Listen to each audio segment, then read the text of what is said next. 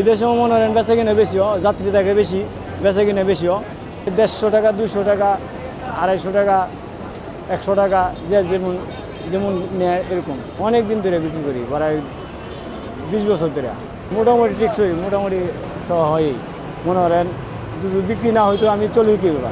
আমাদের মনে হয় সকাল থেকে মনে হয় রাত্রে 12টা 1টা পর্যন্ত বিক্রি হয়। বড়ির দামগুলো কেমন নির্ধারণ করে? এই তো 150 টাকা, 200 টাকা, 250 টাকা, 100 টাকা, যে যেমন যেমন নেয় এরকম। এত কমে বড়ি কিভাবে? এইগুলা মনে হয় আমরা পাইকারি কিনে আনি, আমরা যে কিনে আনি একটাতে 20 টাকা 30 টাকা লাভ করি। কোনগুলা বেশি বিক্রি হয়, ডিজিটালগুলো নাকি এই যে সব মিলাই বিক্রি হয়, ডিজিটালও বিক্রি হয়, কাটাওয়ালাও বিক্রি হয়, সবই কম বেশি সবই চলে। দৈনিক কেমন আসে? এই তো মনে হয় কইলাম না 2 থেকে 3,000 টাকা, 2,000 টাকা বেচা কিনা এরকম। একদিন একটু বেশি হয়, একদিন একটু কম হয়। এগুলো হাতে করে বিক্রি করি, তো সব দিন তো সমান না।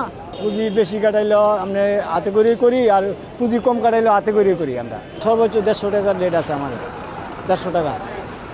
150 টাকা দিতে? হ্যাঁ, 150 টাকা পর্যন্ত রেট আছে। 100 টাকা আছে, 120 টাকা আছে, 110 টাকা আছে, 180 টাকা আছে, 90 টাকা আছে। এক একটার এক এক রেট। যেমন বেশি যেরকম রেট, কিনাও এরকম রেট এক একটা।